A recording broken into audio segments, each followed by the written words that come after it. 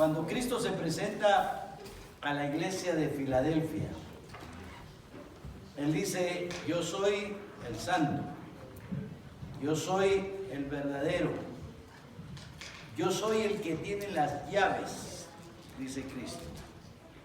Y explicábamos, de acuerdo a la costumbre cultural, cuando una persona le era el dueño de la casa nombrado como el mayordomo, él tenía las llaves de todas las puertas en la residencia.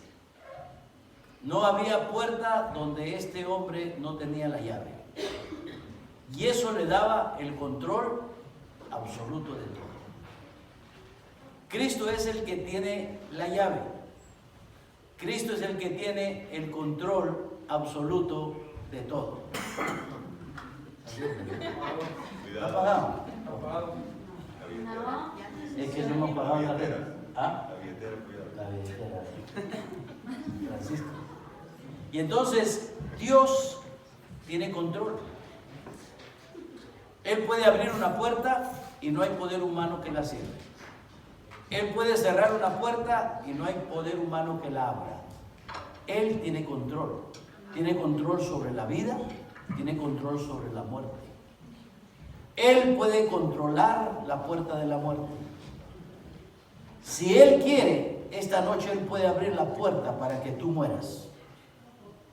Y nadie puede evitarlo porque Él está en control de todo. Si Él quiere, puede mantener esa puerta de la muerte cerrada, porque nadie tiene el control para abrirla sino Él. Él es el soberano. Él tiene control sobre todas las leyes de la naturaleza y sabe que tiene control sobre tu vida, aunque tú no lo creas. Ese es el Dios que nosotros adoramos. Un Dios cuya autoridad es indiscutible.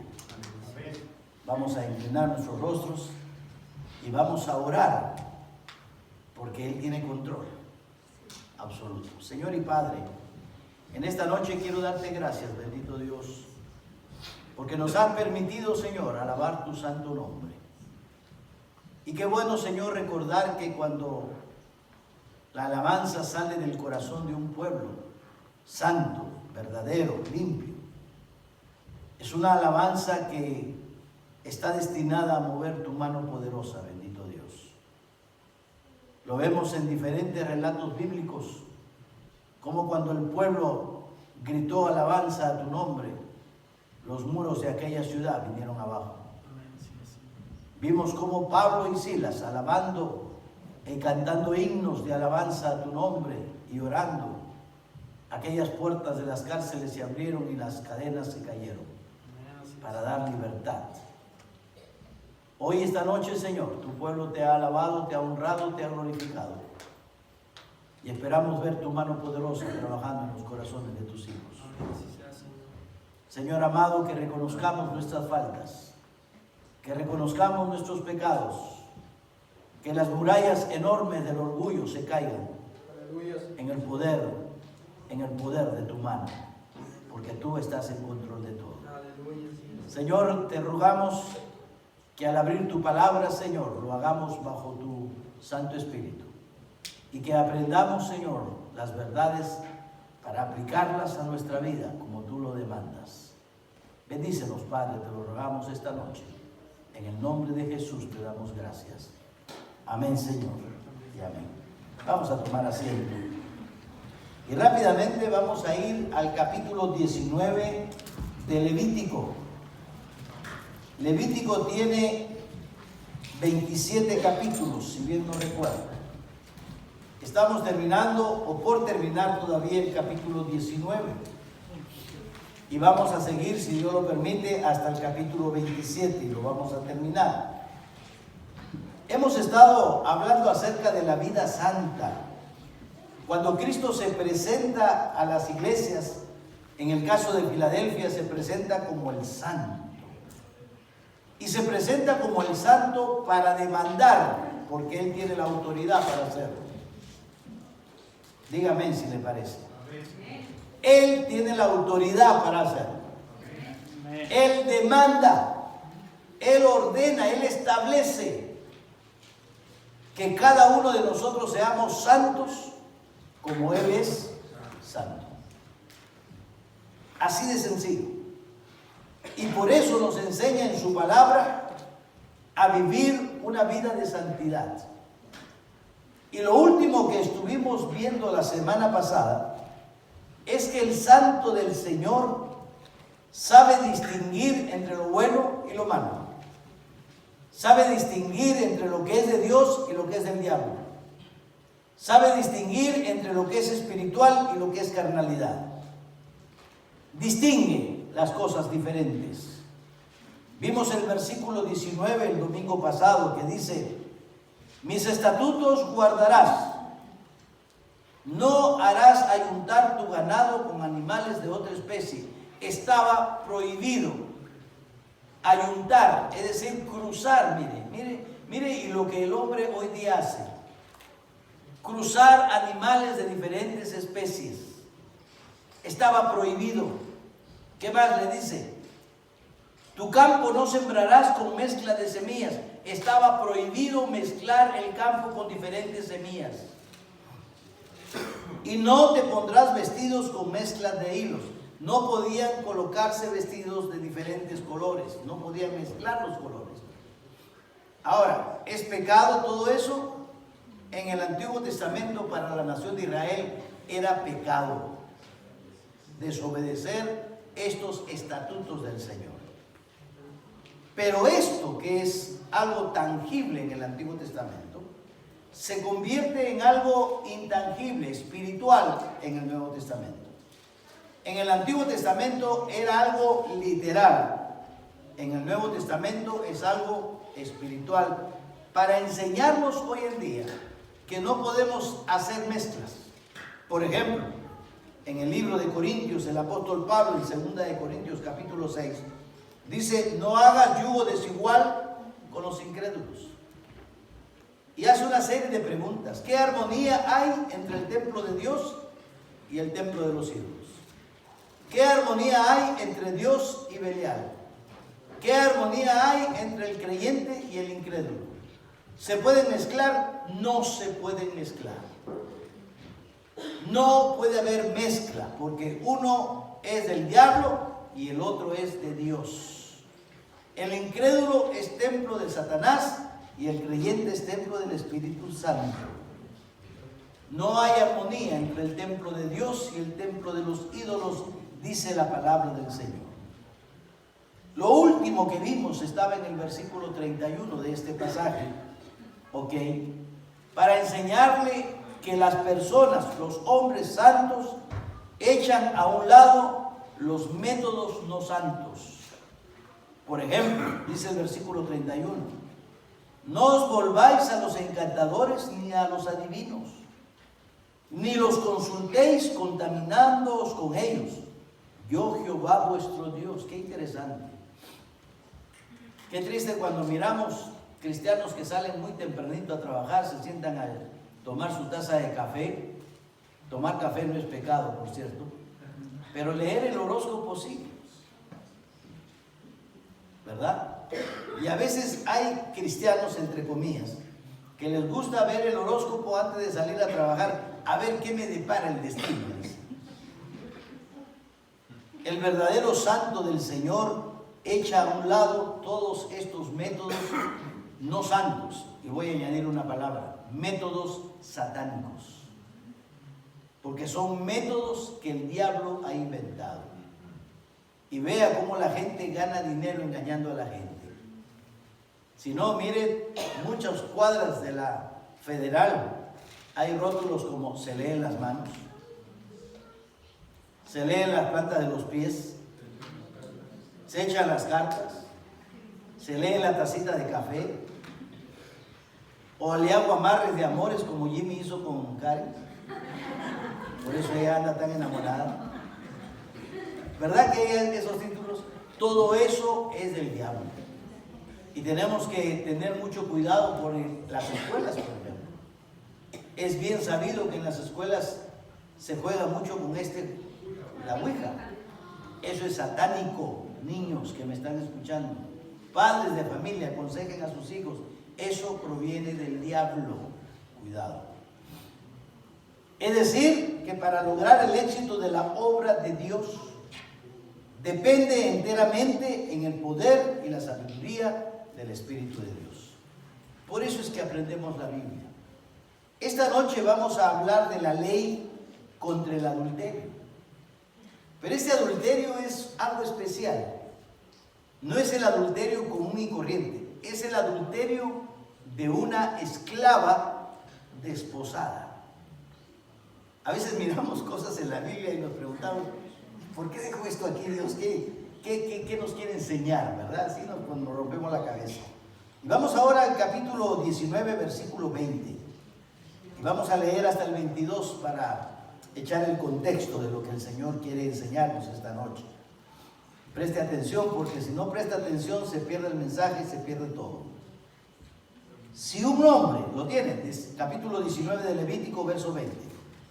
Si un hombre yaciere con una mujer, escuche con atención, subraye, que fuere sierva desposada con alguno.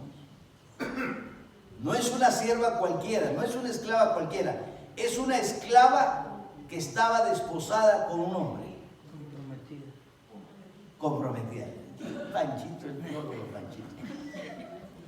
Y no estuviera rescatada esta sierva desposada, ni le hubiera sido dada libertad, ambos serán azotados, no moriréis por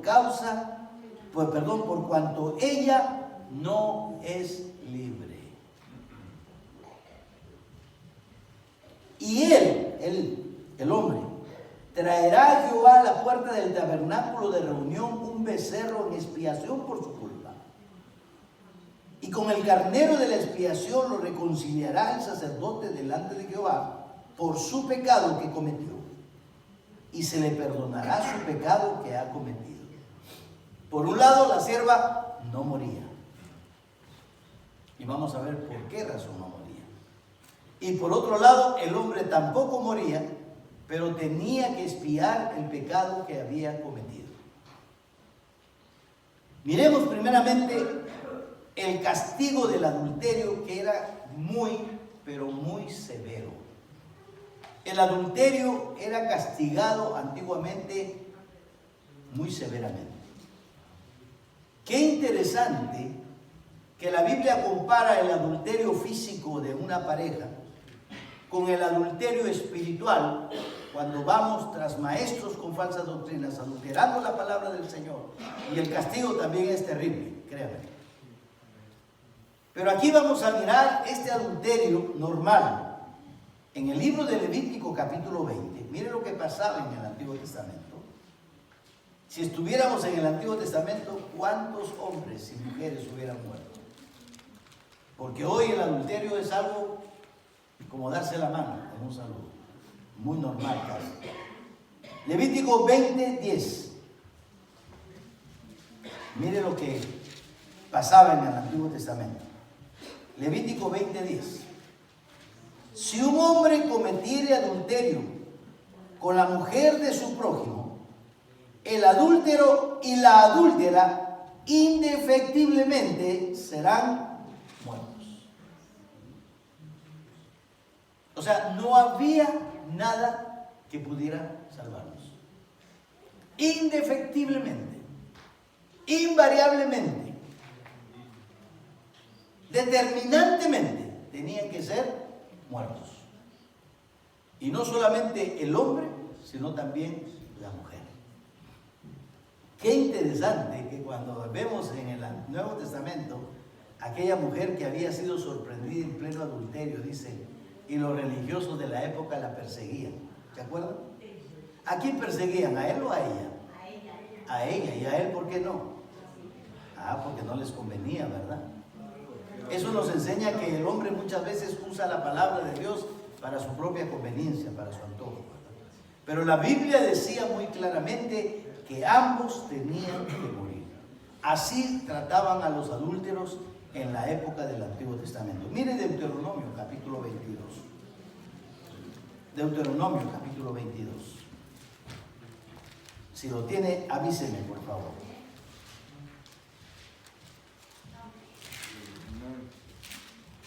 Deuteronomio 22 dice: si fuere sorprendido alguno acostado con una mujer casada con marido, ambos, ¿qué pasaba con ambos? Morirán. El hombre que se acostó con la mujer y la mujer también. Así quitarás el mal de Israel. Wow, qué tremendo, ¿verdad? ¿Cómo quitaba el mal Dios? Mandándolos a la cárcel, llevándolos a juicio. No. Muerto el perro, se acabó la rabia. Así era de drástico la ley. Sigue diciendo: si hubiere una muchacha virgen desposada con alguno, y alguno la hallare en la ciudad y se acostare con ella, entonces los sacaréis a ambos a la puerta de la ciudad y los apedrearéis. Aquí tenemos el caso de una mujer que estaba desposada. Era una joven que estaba desposada, y a pesar de que estaba desposada, ¿cuál fue el resultado? La muerte. Pero en nuestro caso que vamos a analizar, vemos que la esclava que comete adulterio también estaba desposada. La pregunta es: ¿por qué esta joven desposada sí muere y la joven esclava desposada de Levítico 19, ¿qué versículo estamos leyendo? 19:20, ¿por qué sí muere? Cuando estaba comparando esta escritura, yo me hice esa pregunta. ¿Por qué la mujer de Deuteronomio 22, joven desposada, dice: si hubiere una muchacha virgen desposada con alguno, y alguno la hallare en la ciudad y se acostase con ella, entonces los sacaréis a ambos a la puerta de la ciudad y los apedrearéis y morirán? La joven porque no dio voces en la ciudad, y el hombre porque humilló a la mujer de su prójimo. Así quitarás el mal de en medio de ti.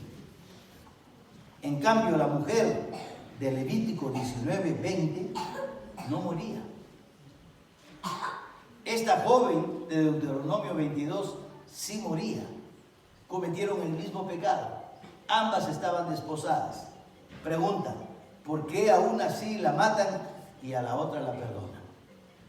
Cuando la Biblia dice que indefectiblemente tenían que morir. Buena pregunta, ¿verdad?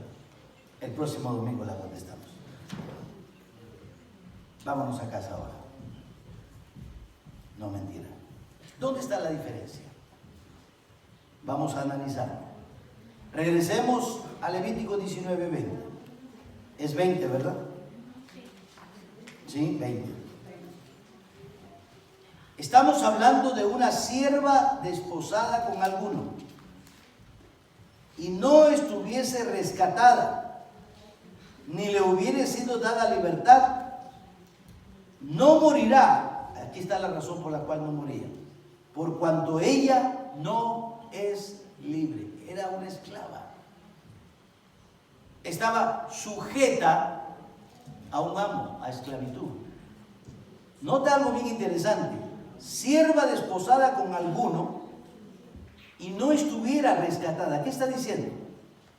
Era una mujer esclava que estaba desposada para casarse con un hombre libre. ¿Pero qué ocurrió? Pero este hombre que la había previamente desposado no la había hecho su esposa, es decir, no le había dado libertad, no la había rescatado y ni le había dado libertad. Estaban desposados, pero por no haber cumplido el casamiento, esta mujer todavía estaba sujeta a esclavitud, y por eso es que ella no moría, porque todavía estaba esclava, y cualquier persona, como esclava que era, la podía obligar a obedecer. ¿Quién tenía la culpa por la cual esta mujer era violada prácticamente? Por el hombre que le había sido dada en matrimonio y no había cumplido en desposarla. Porque al desposarla, ¿sabe qué hubiera ocurrido? Le hubiera dado libertad. Y le hubiera dado libertad de decidir si quería adulterar o no quería adulterar. Es decir, que como esclava, ella estaba expuesta al abuso, estaba expuesta a las órdenes de otro hombre Normalmente la pena sería la muerte si estuviera libre. Pero debido a que la mujer era esclava y se presumía que no estaba libre para resistirse o ser cuidada por el esposo, eso le daba libertad a que no pasara por la muerte. En otras palabras, lo que estamos viendo aquí es que esta mujer no tenía libertad para decidir. Estaba esclava, no podía decidir para hacer las cosas buenas. No tenía poder de decisión. ¿Sabe que esto es un cuadro muy interesante de nosotros? ¿Qué es lo que le daba libertad a la mujer? Pregunto. ¿Qué es lo que le daba libertad a la mujer? ¿Qué es lo que le hubiera dado libertad a la mujer? Ser desposada. Déjame decir, la mujer somos nosotros. La mujer somos nosotros antes de Cristo. Fuimos desposados con Cristo. Pero si Cristo no nos desposa, entonces seguimos en esclavitud y seguimos sujetos al peligro de que el diablo siempre nos sujete en esclavitud y haga que nosotros hagamos lo que no queremos hacer. Lo que le daba a la mujer esclava libertad para rechazar el adulterio era si el hombre a quien le había sido dado el matrimonio hubiera cumplido con desposarla, con haberla hecho su esposa. Cuando nos desposamos con Cristo, por así decirlo, y nos casamos con Cristo en ese matrimonio que es la salvación, entonces podemos ser libres de resistir el pecado. Mire lo que dice el libro de Efesios capítulo 2. Efesios capítulo 2.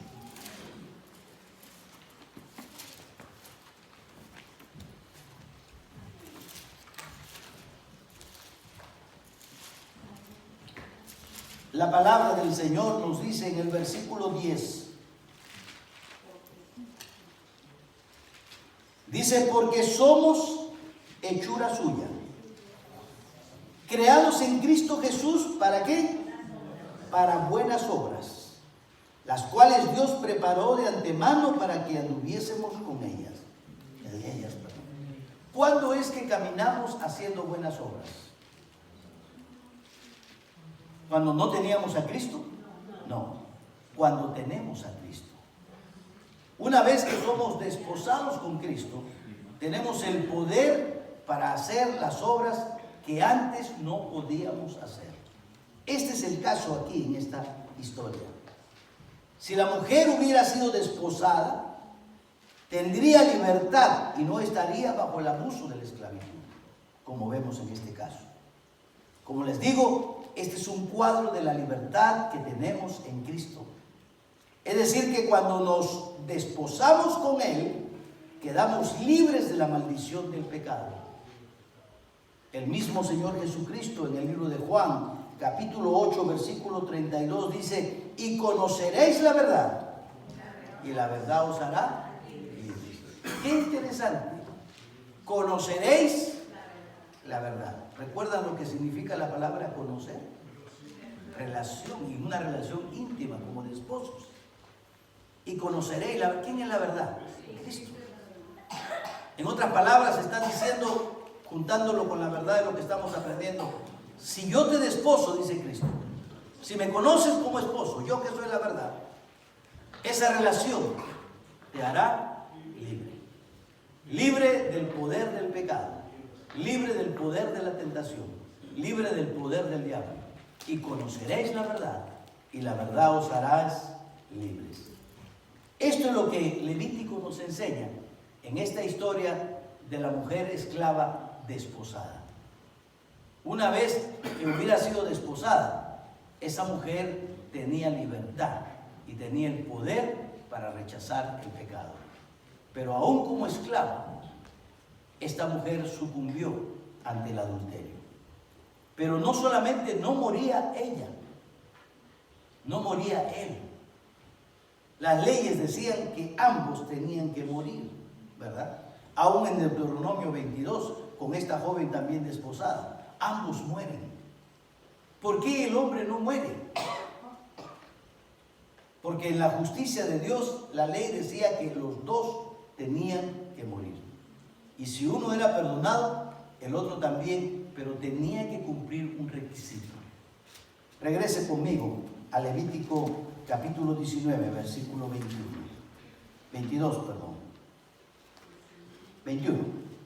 Y él, hablando del hombre, traerá a Jehová a la puerta del tabernáculo de reunión un carnero en expiación por su culpa. Y con el carnero de la expiación lo reconciliará el sacerdote delante de Jehová por su pecado que cometió, y se le perdonará su pecado que ha cometido. ¿Cómo es que este hombre se libraba de la condenación de la muerte? Por la expiación. Dice la palabra, y con el carnero de la expiación lo reconciliará el sacerdote delante de Jehová. El carnero de la expiación, siempre en toda la Biblia, es un cuadro del sacrificio de nuestro Señor y Salvador Jesucristo. Mire Levítico capítulo 16, para recordar el día de la expiación, el día del perdón, el día de la limpieza. Expiación significa limpiar, expiar, limpiar. Levítico capítulo 16, versículo 15. Después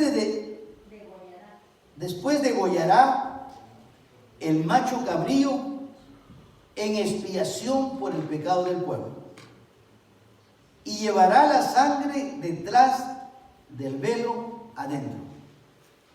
Es decir, que la sangre del macho cabrío era presentada como sacrificio delante de ¿quién? Delante de Dios.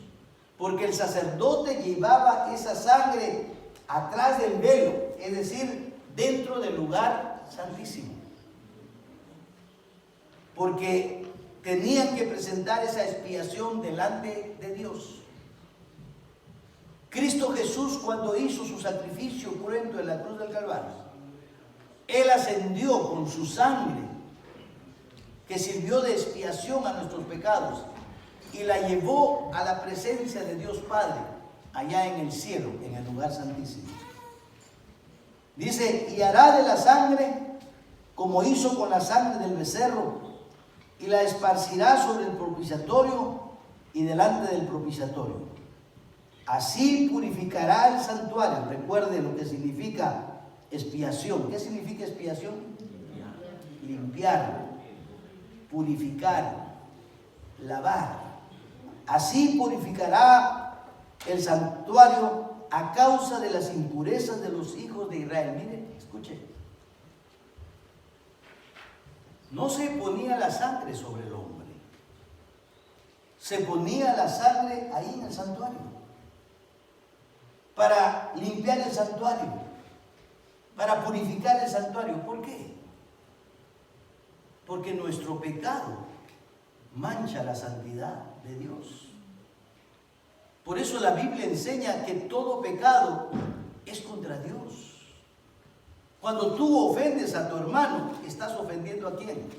A Dios. Cuando tú le robas a tu hermano, le estás robando ¿a quién? A Dios.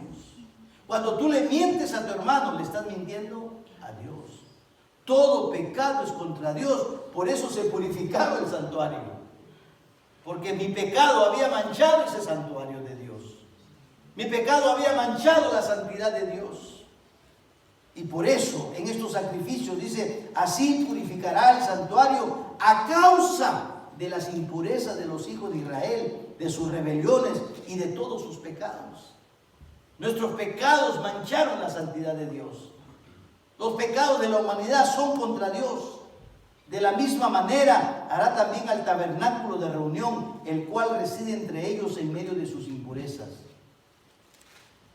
Sigue diciendo la Biblia, ningún hombre estará en el tabernáculo de reunión. La Biblia nos enseña que la única persona que entraba con este sacrificio de expiación era el sumo sacerdote. Y dice la Biblia, ningún hombre entrará con él. Para enseñarnos que Cristo solo pagó por nuestros pecados. que nadie lo ayudó, que nadie estuvo con él, él solito. Él es el único sumo sacerdote. Dice, ningún hombre entrará en el tabernáculo de reunión cuando él entre a hacer la expiación, es decir, el sumo sacerdote, hasta que él salga y haya hecho la expiación por sí, por su casa y por toda la congregación de Israel. Y saldrá al altar que está delante de Jehová y lo expiará, lo limpiará, lo purificará. Y tomará de la sangre del becerro y de la sangre del macho cabrío y lo pondrá sobre los cuernos del altar. Qué interesante. ¿Por qué sobre los cuernos? Los cuernos eran 4, el número 4 en la Biblia tiene que ver con la tierra. Déjeme decirle que el sacrificio de Cristo es tan grande y tan poderoso que es suficiente para limpiar todos los pecados del mundo. De tal manera amó Dios al mundo que ha dado a su Hijo unigénito para que todo aquel que en él cree no se pierda, mas tenga vida eterna. Cristo y su sacrificio suficiente para poder limpiar los pecados de toda la humanidad. Note también los cuernos. Los cuernos en la Biblia es un cuadro de poder. Enfréntese usted a un toro. Enfréntese usted a como esos búfalos que andan por aquí. ¿Dónde está el poder de esos animales? En los cuernos. La Biblia nos enseña acerca de los cuernos como un cuadro del poder de Dios. Y cuando combinamos el poder, la tierra con el número 4 y la sangre preciosa del Cordero, implica que la sangre de ese Cordero, figura de Cristo, tiene poder para limpiar nuestros pecados. Tiene poder para purificar a todo el mundo. Y dice la palabra del Señor, y esparcirá sobre él de la sangre con su dedo 7 veces. ¿Cuántas veces? 7 veces. La sangre de Jesús no solamente tiene poder para limpiar nuestros pecados, sino que la sangre de Jesús es perfecta para la limpieza. Miren lo que dice el libro de Hebreos capítulo 10, más adelante de Efesios, si se quedó en Efesios. Vaya a Hebreos capítulo 10. Miren lo que dice las Escrituras en el versículo 14. Miren conmigo. Porque con una sola ofrenda hizo perfectos para siempre a los santificados. ¿Cuántas veces se necesita? Una sola vez, suficiente. La sangre de Cristo es tan poderosa. La sangre de Cristo hace tanta perfección. El sacrificio de Cristo es tan perfecto, no necesita otro. Por eso dice que la sangre era esparcida, era rociada con el dedo del sacerdote 7 veces. Y lo limpiará y la santificará de las inmundicias de los hijos de Israel. Es decir, la sangre de Cristo es perfecta. Amén. La sangre de Cristo, su Hijo, nos limpia de todo pecado. Alcanza para cubrir todos los pecados. Cuando hubiere acabado de expiar, de limpiar, de purificar el santuario y el tabernáculo de reunión y el altar, hará traer el macho cabrío vivo. Es decir, el día de la expiación, la persona se presentaba con 2 machos cabríos. Uno moría, ¿ok? Representando el sacrificio de Cristo y todo lo que hemos explicado. Y una vez que ya estaba hecho el sacrificio, ok, ahora tráiganme al macho cabrío vivo. Para escoger, cuando se traían a los 2 machos cabríos, quién moría y quién no, había una persona que echaba suerte sobre eso. Un día les voy a enseñar qué significa eso. Pero decidían quién moría y quién no. El que moría era el sacrificio que ya hemos visto. Pero una vez terminado ese sacrificio, dice la Biblia que cuando hubieron acabado de expiar el santuario, de regar la sangre del primer macho cabrío que mataron, dice que hará traer el macho cabrío vivo. Y miren qué van a hacer con el macho cabrío vivo. Este es un cuadro muy hermoso. Y pondrá Aarón sus 2 manos sobre la cabeza del macho cabrío y confesará sobre él todas las iniquidades de los hijos de Israel, todas sus rebeliones y todos sus pecados. poniéndolos así sobre la cabeza del macho cabrío. Es decir, que era una ceremonia en que el sumo sacerdote ponía sus dos manos sobre la cabeza del macho cabrío. Y en esa ceremonia se hacía una oración y se trasladaba las iniquidades, las rebeliones y todos los pecados de la nación de Israel. Un cuadro de lo que Cristo hizo. Mire lo que dice Isaías capítulo 53, versículo 6 en el Antiguo Testamento. Isaías capítulo 53, versículo 6. Lo que hizo Dios con el Señor Jesucristo.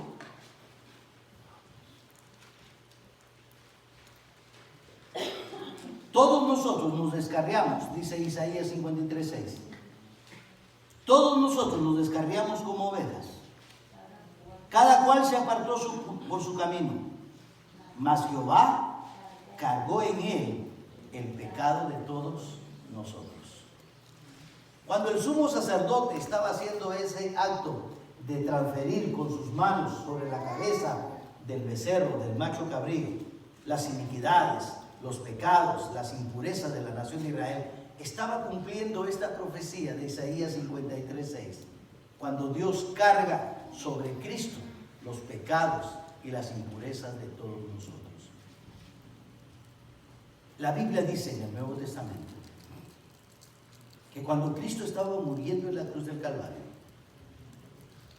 desde exactamente el mediodía, 12 del día, hasta las 3 de la tarde, hubo densa oscuridad en todo el universo.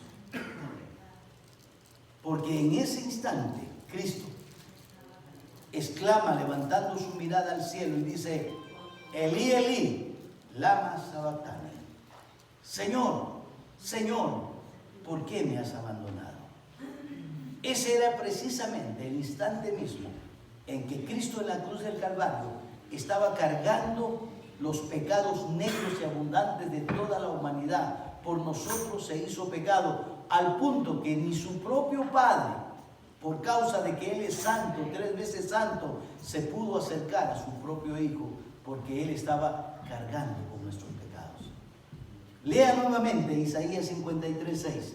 Todos nosotros nos descargamos como ovejas, cada cual se apartó por su camino, mas Jehová cargó en él el pecado de todos nosotros.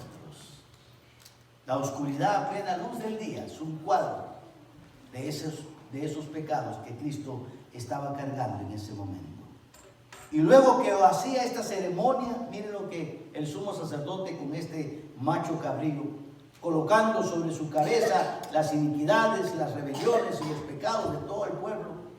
Dice la palabra del Señor, dice: y lo enviará al desierto por mano de un hombre destinado para esto.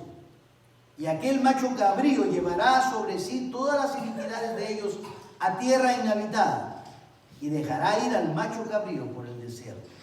Qué interesante, hermanos, que la Biblia nos enseña que cuando nosotros confesamos nuestros pecados, es como poner nuestros pecados encima de Cristo. ¿Y sabe qué hace el Señor con nuestros pecados? Los manda al desierto. Se olvida de ellos. Nunca más los trae a colación. Nunca más se acuerda de nuestros pecados. Esa es la figura aquí. Mire conmigo, Isaías 43. Retroceda un poquito. Isaías 43. El versículo 25, lo que dice: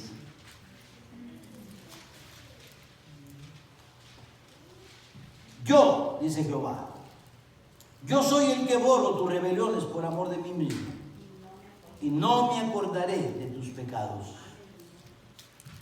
Yo las borro, yo las mando allá al desierto. Mire Miqueas. Mire el libro de Miqueas. Capítulo 3 del libro de Miqueas. Capítulo 7. Ya ni con lentes veo bien, caramba. Versículo 19. Él, hablando del Señor, Él volverá a tener misericordia de nosotros, sepultará nuestras iniquidades y echará en lo profundo del mar todos nuestros pecados. Ponían los pecados sobre este macho cabrío y lo mataban al desierto. Esta es una figura de eso, para decirnos que una vez que el Señor perdona nuestros pecados, nunca más se acuerda de ellos. Los tira como a la profundidad del mar. Qué bueno es Dios. Regresando a Levítico 19:20, dice así la palabra del Señor. En el versículo 22. Y con el carnero de la expiación lo reconciliará el sacerdote delante de Jehová. ¿Delante de quién era reconciliado este hombre que había pecado? Delante de Dios. Porque cuando pecamos, pecamos contra Dios.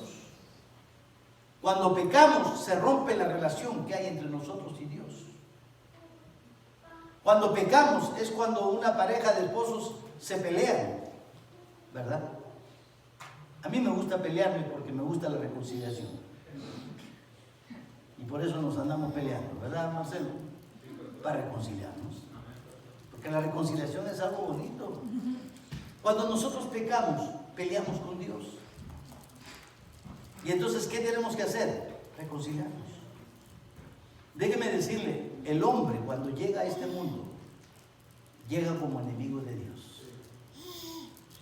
Llega en una ruptura abierta contra Dios.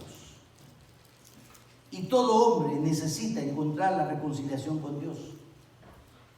Porque cada hombre nace en pecado original, apartado, enemistado con Dios.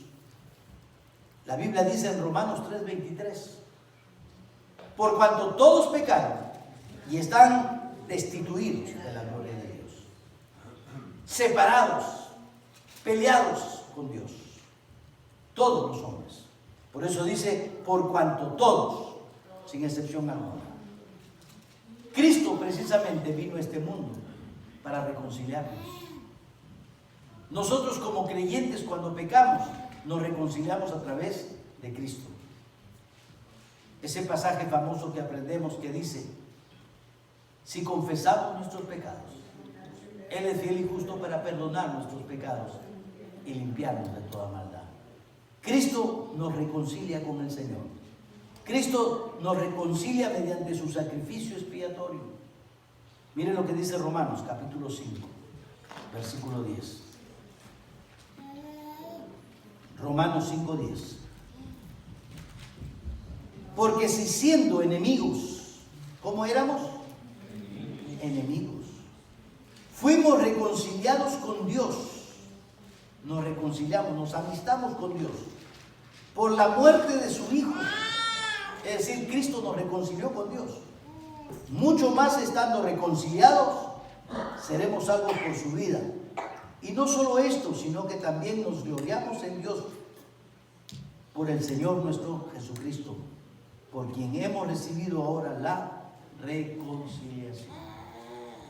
¿Quién nos ayuda a reconciliarnos con Dios? Cristo. Si no fuera por Cristo, no pudiéramos reconciliarnos. Este hombre cae en pecado, pero tiene que traer un chivo expiatorio para reconciliarse con Dios. No reconciliarse con la mujer con quien pecó y abusó. No reconciliarse con el sacerdote. No, tenía que reconciliarse con Dios, porque todos nuestros pecados son contra Dios.